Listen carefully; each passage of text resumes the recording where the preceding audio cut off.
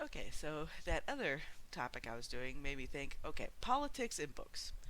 I've covered this on my blog a little bit, but overall, if you're going to have politics in your books, make it to where each character is kind of like a mix of multitude of political views. Don't make it stand out like, oh, this is a stand-in for Bill Clinton, or this is a stand-in for Hillary Clinton, or this one's supposed to be Ronald Reagan. You know, that sort of thing. Make the characters a mix and match of maybe some points you want to get across, but don't beat readers over the head. That's the reason why most Hugos and woke fiction put me the fuck to sleep. Like, if you are having insomnia, try reading one of the recent Hugo winners. I guarantee you, within 5 minutes, you'll be like, "Oh my god, this is so boring," and you'll want to just basically tune out the rest of the evening. Because I have a feeling that most of these people that air quote enjoy some of these woke progressive fiction books, they're just giving it lip service. It's probably not exciting them as much as the older stuff did, if I had to make a guess. But as far as the politics go, yeah, like a lot of the classics, Babylon 5, everything else like it, or even Stargate, have characters that are opposed to each other out of principles, maybe point of view, but again, don't beat the reader over the head like progressive good, conservative bad, that sort of thing, because then you won't get anybody paying attention. They'll automatically tune out based on whatever their inclinations are. Um, oh God, like Harrington is a good example of having balanced political people on both sides, where it's like you can root for them even though, say, they're in the People's Republic of Haven. You know, the little resistance movement to overthrow, uh, you know, Chairman and Oscar St. Just and everything. It's like, yeah, there you go. That's like the American spirit put right into that resistance right there. And that's doing it without being heavy-handed. Weber bases a lot of his characters off some political ideals and political figures, but he doesn't make it obvious who it is. Like, it's mostly the readers that will sometimes be like, wait, maybe this is kind of like a mix of like Trump's business sense with something else. You know, it's not obvious to say like, oh yes, this character is the stand-in so the Arthur can beat up on them for whatever political values they hold. Because again, that's what a lot of woke stuff does. It's like, oh yes, all you evil white men, you evil Trump supporters, this is the people we're gonna fight against, and oh yes, Afrofuturism is so important. It's like, you want to make that sort of shit important? Don't put a big spotlight on it. Just have the characters' actions and words speak for themselves. And try not to be 100% nihilistic. Because again, most of the Hugo Award winners are extremely nihilistic, where humanity sucks, the characters suck, everybody's a bastard. It makes Game of Thrones looks like a kiddie pool. So, that stuff instantly turns me off. Um, Plus, usually most people put in politics very ham-fistedly, to where it's like it's not done even in tongue-in-cheek. It's like, this is CNN in book format. It's like, oh no, oh no. Um, let's see, what else about politics? It's just, yeah. If you're gonna put it in there, have it make sense with the story, and don't have it just be a signpost for um, progressive values. Because guess what? In today's day and climate, progressives aren't the so-called underdogs anymore. Their stuff is pretty much just like drops in the ocean. It's everywhere. There's no, like, with the cancel culture that's happening, with writers like saying like, oh, do we need sensitivity readers? Like, no, fellow writers, other readers, no, you don't need sensitivity readers. Put the jokes in that you want. Put the non-political crap in that you want. Put the non-political correctness shit you want in there. Make jokes. You know, it does. At this point, it's like that's why it's hard to find anything that promotes true heroism anymore before, like, say, the year 2005. Because again, I dropped a lot of stuff once the 2000s started, because there was just this trend, especially, probably starting in the 90s, with the anti-heroes and villains overtaking everything, where it's like, oh yes, it's cool to be edgy. Edge, edge, edge. It's like, oh god. But yeah, in most, again, in most media outlets, actual right-leaning creators are not the normal.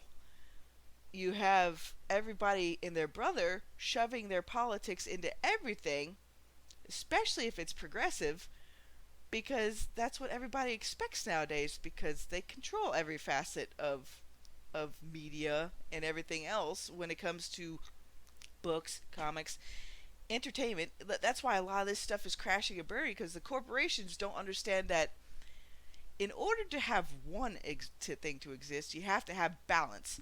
You can't just have all these characters encompassing all these progressive values and not expect people to tune out. It, the old shows and cartoons I watched, if they had any political stuff in it, they tried to do counterpoints. The reason why Gargoyle's old episode about gun safety was so like influential to me is because it showed why it's important to safeguard your firearms, and somebody who's not experienced with trigger control and actual safety of the firearm and just thinks it's a toy, like Broadway shot Elisa. And I didn't mind stuff like Gargoyles way back in the day, because while it did have some progressive points to it, now that I look back on it, it didn't do it overkill on you.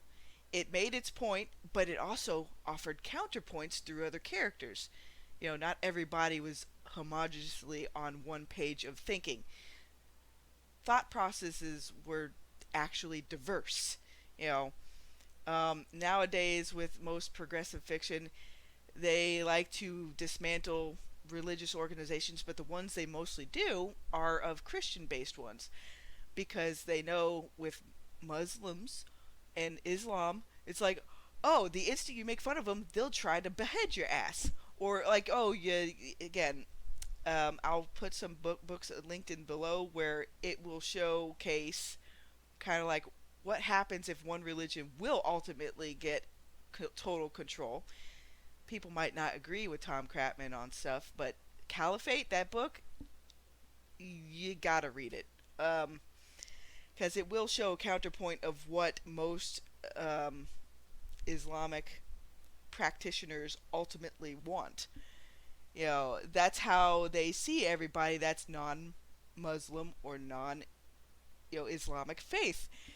And you know even most Muslims have their own tribal warfare within their own sectors. Thing is, I'm no expert. It's just, it seems like some countries are still stuck in the Crusades and everything. I know this is a little bit of a tangent, but yeah, again, as far as politics and media goes, have it serve the story, not the story serve the politics. That's the reason why so much woke stuff will instantly tune me out, to where it's just like maybe a little bit like Peter and the Wolf. You constantly throwing this thing down everybody's throats. Well, guess what? You keep doing that, people will become more intolerant. They won't care to give you the time of day, because all they'll see is a screeching woke harpy that's like blah blah blah blah blah blah blah, and that's how it'll come out, just like in the old Snoopy cartoons. Yeah, nobody will care to listen to you. So that's why it's important to have a kind of balance. Have people think rather than automatically shut you out. Because I get it.